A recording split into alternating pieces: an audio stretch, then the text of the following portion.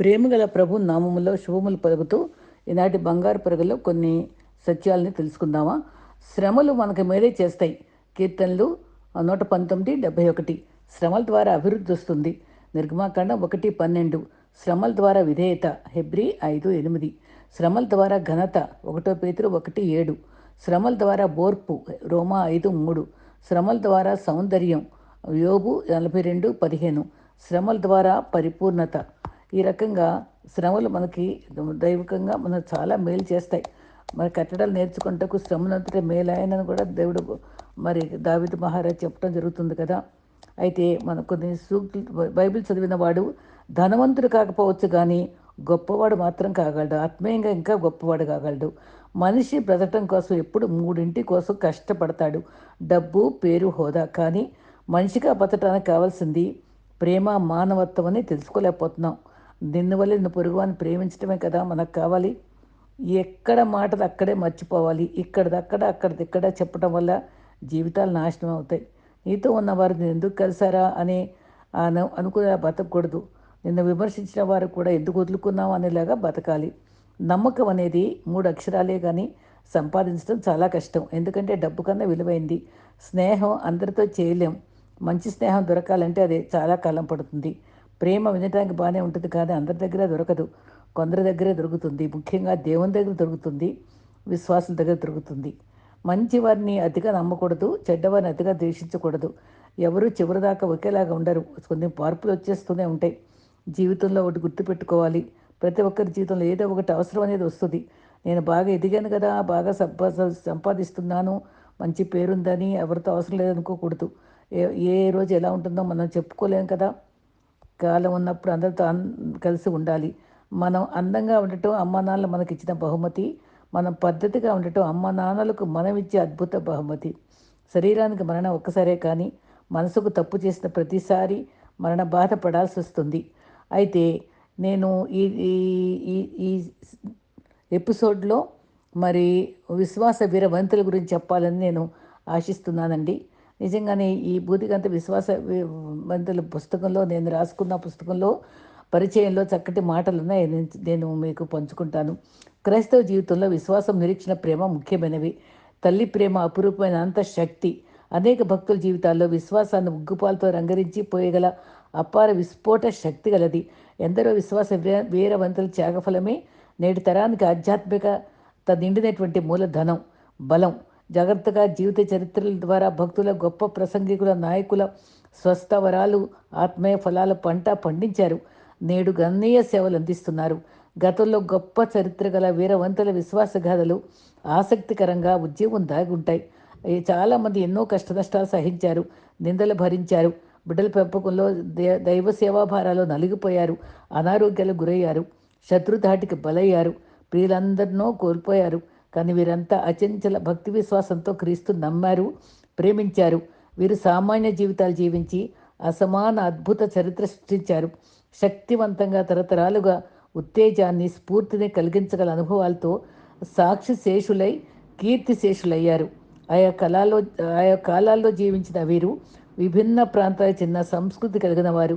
ప్రతి వనిత వారి జీవిత సత్యాలను అనుకరించగల విలువైన అనుభవాలు ఇస్తున్నాయి. ప్రతి స్త్రీ తన మెల్లని స్వరంతో సూటిగా గుసగుస చెప్పినట్టుగా, చెవిలో హెచ్చరిస్తున్నట్టు ఈ రచనలను మనల్ని ఆనందభరితం చేసి నిత్యత్వానికి నిరీక్షించే ధన్యతనిస్తాయి. వారి అనుభవాలు నవ్విస్తాయి, ఏడిపిస్తాయి, ఆలోచింపజేస్తాయి. గొప్ప సాక్షి సమూహమై మేఘల్లో ఆవరించి ఉక్కిరిబిక్కిరి చేసేస్తాయి. మరో అదృశ్య లోకంలో నుంచి ప్రవేశింపచేస్తాయి. రాబో తరాలకు ఆత్మీయ బలాన్ని అందించాలని అపేక్షతో రాయబడిన వీర వనిత గాథలు సత్ఫలితాన్ని ఇవ్వాలని నా ప్రార్థన. భారంతో అందించే నేటి తరానికి చిరుకానుకగా నేను ముద్రించిన పుస్తకంలో నుంచి నేను కొంత పంచుకుంటున్నానండి. దీనిలో మరి నలుగురు చిన్న చిన్న సూక్ష్మమైన అంటే క్లుప్తంగా రాయబడినటువంటి చరిత్రలు 260 దాకా నేను సేకరించి పెట్టానండి. అది ఒక ఇంగ్లీష్ బుక్ నేను మరి తర్జుమా చేయడం జరిగింది. ఎలిజా ఎగ్ను కాలము 1807 నుంచి 1883. మిషనరీ. ప్రసవేదన పడిన దాన మరి జైగితమెత్తి ఆనందపడము. యెషయా 54:1. ఎగ్ను ఎలీజా అనే వనితకు సంతానం లేనప్పటికీ ప్రభు తన బిడ్డలుగా చేర్చుకుని ఆనందంతో సేవ చేశారు. గొప్ప భక్తి విశ్వాసంతో జీవిస్తూ సువార్త ప్రకటిస్తూ ఆసక్తి కనపరిచారు. స్త్రీలు ప్రార్థనాపరులుగా లేని కారణాల చేత మరి మ్, ఆ, నిర్లక్ష్యము, సోమర్తనము, పాపము, గర్వము, పనిబుత్తుళ్ళు, ఏకాగ్రత లేని స్థితి మరెన్నో కారణాల వల్ల ప్రభువును సమీపించి గుర్తించగల సేవ చేయలేని వారిగా నిలుస్తున్నారు. మరి దీన్ని స్థిరం చేసుకోవాలంటే ప్రార్థన, వాక్య ధ్యానము, ఈ చేయి పద్ధతులు అర్థం చేసుకోవాలి. అర్థవంతమైన జీవితం జీవించటకు క్రీస్తు నేర్పించే విలువైన పాఠాలు నేర్చుకోవాలని క్రీస్తు ప్రతి స్త్రీని కోరుకుంటున్నారు కనుక ప్రభువుకు అందుబాటులో ఉండాలి. ఎలైజా వేల మంది కుమార్తెలకు తల్లయింది. పేరుగా గాంచిన మిషనరీగా నిలిచింది. ఇండియాకు కింది భాగంలో ఉన్న ద్వీపం సిలోన్లో 1940లో ఒక బోర్డింగ్ స్కూల్ ఉపాధ్యాయునిగా వెళ్లి సేవ ప్రారంభించారు. ఆ రోజుల్లో చాలా స్వల్ప సంఖ్యలో విశ్వాసులుగా మారారు. ఆమె దూరదేశాలు ప్రయాణించి అవిరామ కృషి, అచంచల విశ్వాసం, పట్టుదలతో మోకాళ్లపై నిలిచి ప్రార్థించి మంచి సుమాత్రిక గల జీవితాన్ని జీవించి 600 మంది బాలికలకు రక్షకుని స్వీకరించి ధన్యత కలిగించారు. ఎందరో వంతెలను పరిశుద్ధ వివాహానికి బెళుకువలనిచ్చి భక్తిగల గృహిణులుగా మారాలని తర్బీదునిచ్చారు. ఆయా ప్రాంతాల్లో స్కూలు ప్రిన్సిపాల్గా ఉద్యోగం చేశారు. పదవీ విరమణ కాయించినను మమతతో ఆ ప్రాంతాలు దర్శించి పాత విద్యార్థులు కలుసుకుని ప్రభు ప్రేమను కనపరిచి హెచ్చరించేవారు. 40 సుదీర్ఘ సంవత్సరాలు తన స్వకీయులు వదలి పరదేశంలో క్రీస్తును ప్రకటించారు. త్యాగశీలిగా పేరు పొందిన భక్తిగల విశ్వాస విరవేత ఎలైజా గారు. తర్వాత మరి ఆ, విక్టోరియా అలెగ్జాండ్రినా 1819, 1901. ఇంగ్లాండ్ దేశపు రాణి. జ్ఞానాధారము నీవే, పరాక్రమం నాది, నా వల్లనే రాజులు ఎరుదురు, అధికారులు న్యాయాన్ని బట్టి పరిపాలన చేయుదురు. సామెతలు 8, 14-15. విక్టోరియా గారికి మహారాణిగా పేరుంది. 1917లో కెన్సింగ్టన్ భవనంలో జన్మించారు. ఆమె భర్త పేరు ఆల్బర్ట్ గారు. ఆమె 1937లో రాణిగా పదవి చేపట్టారు. పదవి స్వీకార సమయంలో 2 గంటల సమయం మౌనం పాటించి మరి ఆ, ఆ, మరి ఆ, ప్రార్థనకు సమయం ఇచ్చిన భక్తురాలు. ప్రార్థన హృదయంతో చేయాలి. కోరికతో ప్రార్థించుట వాస్తవమైనది కాదు. ఆయన క్రమశిక్షణతో ప్రార్థించి నేర్చుకున్నవారు గొప్ప రహస్యాన్ని కనిపెట్టినట్టే. అది పరిశుద్ధమైన ఆనందకరమైన జీవితానికి పునాది. ప్రార్థన అనేది దేవునికి ఆహ్వానమే. ఆయనలో సన్నిహిత సంబంధం కలిగించి జీవితాన్ని మార్చగల శక్తి గలది.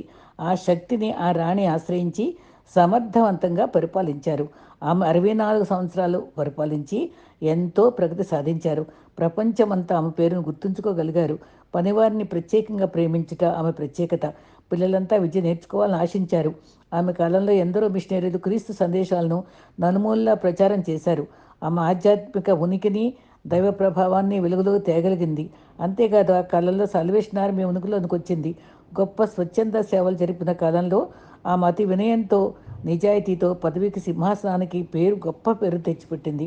ఆమె పదవిని, అధికారాన్ని దుర్వినియోగం చేయలేదు. పౌలు తిమోతికి రాసిన హెచ్చరికల్లో అధికారులకై ప్రత్యేక ప్రార్థన చేయాలని హెచ్చరించారు. మరియు సంపూర్ణ భక్తియు మాన్యత కలిగి నెమ్మదిగా సుఖంగా బ్రతుకు నిమిత్తము రాజులు అధికారుల కొరకు విజ్ఞాపన చేయాలి, కృతజ్ఞత చూపాలి. మరి 1 తిమోతి 2:2లో ఉంది కదండి. దేవుని పర్యవేక్షణలో ఉన్న ఏ దేశమైనా పూర్ణ శాంతితో విజయవంతంగా సుభిక్షంగా విరాజిల్లగలదని విక్టోరియా రాణి నిరూపించి కీర్తి ఘటించారు. తర్వాత ఇంకొక విశ్వాస వీర వనిత గురించి కూడా మనం చెప్పుకుందామండి. ఆమె సిసిల్ ఫ్రాన్సిస్ అలెగ్జాండర్. కీర్తన రచయిత, పద్యాల రచయిత. యెహోవా, నీ కార్యములు ఎన్నో విధాలుగా ఉన్నాయి. జ్ఞానం చేత నువ్వు వాటినన్నిటి నిర్మించావు. నువ్వు కలుగజేసిన వాటితో భూమి నిండింది. ప్రభుని ప్రేమించిన సెసిల్ బాల్యం నుండి క్రీస్తు ప్రేమలో నిలిచి ఉండి భావకవితలు రాసేది. 9వ ఏట రచించిన పద్యాలను చదివి ఆమె నాన్నగారు అంగీకరించల.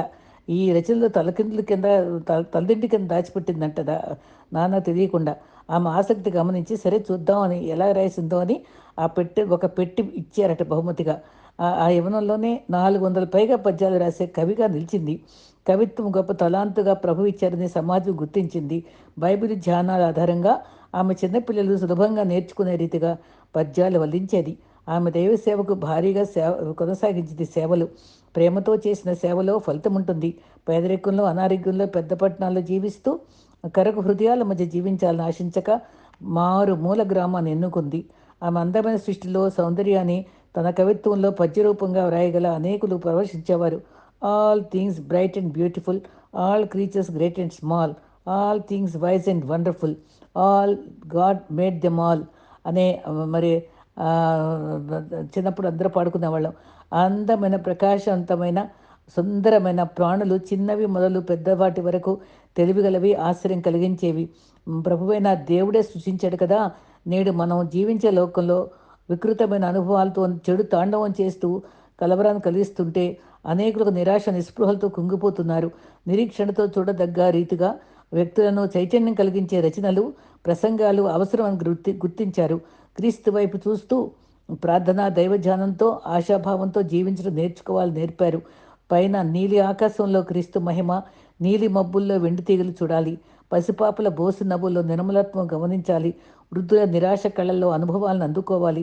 ఆమె రచనల్లో భావాలు క్రీస్తుపై గల ప్రగాఢ ప్రేమను వర్ణించిన రీతి క్రీస్తుపై మన నిరీక్షణ కలిగించదని తెలియజేస్తాయి. మరి ప్రియనేస్తమా, మన ప్రభువు సిలువ వేయబడిన ఆ స్థలం వద్ద ఆ పట్టణ గోడల అవతల ఉన్న కొండ సుదూరంగా నిలిచి ఉంది. అదే మనల్ని రక్షించి సన్మార్గం చేటికై విలువైన పవిత్ర రక్తాన్ని మరి ఇంపైన ఏరుగా ప్రవహించింది. ఆ ఊటలో మునిగిన మనం శుద్ధులమై దివ్య కాంతిలో శాంతితో తన్మయత్తులమై నిలిచి ఉందాం. అదే సందేశాలు తను నివసించిన గ్రామ ప్రజలకు బోధించేది. విద్యా సౌకర్యాలు లేని ప్రాంతంలో, ఆర్థిక స్తోమత కరువైన ప్రాంతంలో, నిరుపేదల్లో పేదగా జీవిస్తున్న వారికి స్ఫూర్తినిచ్చేది. ఆమె జీవించిన గ్రామ ప్రజల ఆత్మీయత జీవితాన్ని పట్ల ప్రత్యేక శ్రద్ధ తీసుకుని వారికి పాటలు, పద్య రూపంలో సువార్త బోధించారు. ఆమె పాటలు వింటు ద్వారా విక్టోరియా రాణి దుఃఖంతో కన్నీరు కార్చారు. రాగయుక్తంగా భావగర్భితమైన సువార్తకు అనేకులు ఆకర్షితులయ్యారు. 400 పైగా రాయబడిన పాటలు అనేక భాషల్లోకి తర్జుమా చేశారు.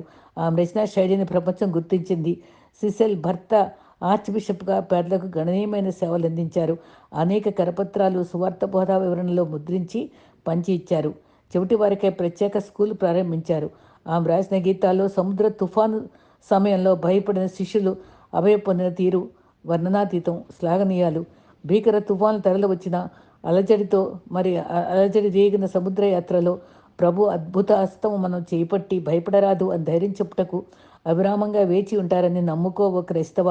నిన్ను నిత్యము వెంబడించు, నన్ను ప్రేమించు, నీ శ్రమలో నేను ఉంటాను, నా మాటలు చాలు, నా చూపు చాలు అనే విశ్వాసంలో రమ్మని హెచ్చరించేవారు. మన ప్రభువే అని నొక్కి వక్కాణించేవాళ్ళు. సిసిల్ సేవను క్రీస్తు అంగీకరించి దీవించారు. మన సేవ ఎట్లుందో ఒకసారి ఆలోచించుకుందామా? మరి చివరిగా మిన్నీ యాడమ్స్. మరి ఆవిడ 1859, 1912 మిషనరీగానే ఉన్నారు. క్రైస్తవ మిషనరీగా.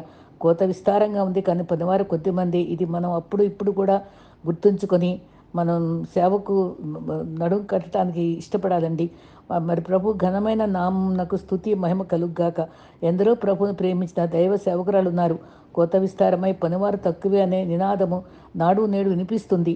1887 సంవత్సరంలో క్రీస్తు సేవ చేయాలన్న తపనతో విదేశం నుండి ఇండియాకులో బొంబాయి చేరిన మిన్ని చాలా ప్రయాసపడింది. అనేక మంది ప్రజలు వీధుల్లో సంచారం చేయటం ఆమెకు వింతగా తోచింది. వీరందరికీ సువార్త అందు విధమేమని ఆలోచించింది. కొందరు త్రాగుబోతుల జీవిత విధానాన్ని గమనించి దుఃఖించింది. క్రీస్తుపై ఎరిగిన వారై మరి దుఃఖితులకు ఓదార్పును, కారు చీకట్లో మరి జీవించు వారిగా కాంతి కిరణమై, శాంతికి ఆశా కిరణమై జీవించుటకు కొత్త భాష నేర్చుకున్నది. కొందరు అనుచరులను సంపాదించుకుంది. హిందూ మతంలోకి సత్యాన్వేషగా క్రీస్తు ప్రేమను కనుగొని గొప్ప సేవలు అందిస్తున్న పండిత రామాబాయి ముక్తి మిషన్ సేవలను కూర్చి విని అభాగ్యులను, అనాథలను, విధవరాలను మన ఆశ్రమంలో గొప్ప ఆదరణ పొందుతున్న వారిని చేరింది. ఉపాధ్యాయునిగా ఆమె గొప్ప సేవ చేసింది. ఆ రోజుల్లో ఆస్ట్రేలియా దేశంలో వేల్స్ ప్రాంతంలో క్రైస్తవులు గొప్ప ఉద్యమంతో భక్తి పరవశులై అద్భుతాలను అందుకున్న వార్త విని అటు అనుభవం ఆమె పనిచేయి ప్రాంతంలో కావాలని భారంతో ప్రార్థించింది. ఆమెతో 70 మంది తన విద్యార్థులను సమకూర్చి కీర్తనలు పాడి వాక్యజానంతో కన్నీటితో ఉపవాసంతో ప్రార్థించింది. ఆ సమయంలో వీరు పొందిన ఆనందోత్సవాలతో గ్రహించుకుని 400 మంది చేరారు. వారి ఇంటింటిని దర్శిస్తూ గ్రామాల్లో రండి రండి యేసుని యుద్ధకు రమ్మనుచున్నాడు, ప్రయాసపడి భారము మోయవారకు క్రీస్తు విశ్రాంతిస్తాన్న పాటను పాడుకుంటూ సువార్త సేవను ప్రియ యేసుది సైన్య వీరులము అని పాడుతూ కొనసాగింది. ఆమె తిరిగి అమెరికాకు చేరి ఆమె అనుభవ సాక్ష్యాలను జీవిస్తున్న స్నేహితులకు తెలిపింది. కొందరు ఇండియా సేవకు ప్రోత్సహించబడి ఆమెతో కలిసి ఇండియా చేరారు, మరి సహకరించారు. ఆమె చేసిన మౌన ప్రార్థనల ఫలితంగా సుదీర్ఘ తీరాల్లో సువార్త పనిచేయు ధన్యత దేవుడిచ్చాడని స్తుతిస్తూ మంచి స్ఫూర్తితో గణనీయ సేవలు అందించుచు పండిత రామబాయి గల అగణ్యుల అనాథల పట్ల అపార ప్రేమను అభినందించింది. క్రీస్తు ప్రేమ నన్ను బలవంతం చేస్తుందని తెలిపిన పౌలు భక్తుడి మాట అనుసరించి నశించిపోయే ఆత్మలు ఎన్నయో చేజారిపోచుండగా నిర్విచారంగా నిద్రమత్తులో పడి సరంభి గృహంలో సంతోషించే సమయములకై మరి వెతికే క్రైస్తవ సోదరుడా లెమ్ము, తేజరిల్లుము, యెహోవా మహిమ నీపై ఉదయించిందని గ్రహించుకో. నీ సాక్షి జీవితం సజీవంగా ఉన్నదా సరిచూచుకో. మిగతా జీవితాన్ని ఇతర సేవార్థము తన సమయాన్ని, సంపదను, తలాంతులను వినియోగించింది. ప్రార్థించే పెద్ద మనసుతో ఇతరులను ప్రోత్సహించింది. ప్రతిఫలం ఆశించని నిస్వార్థ సేవ చేసింది. నిస్వార్థ సేవే నిజ ప్రేమ, నైజము. 2వ మైలు నడిచే త్యాగము, మరి దయను, సత్యాన్ని కంఠభూషణంగా ధరించింది. గర్వము లేక వినయము, దాతృత్వం కలిగి అనాథలను ప్రేమించింది. మంచి సమరేడు చూపిన కనికరాన్ని తన దేశం కాని దేశంలో చూపింది.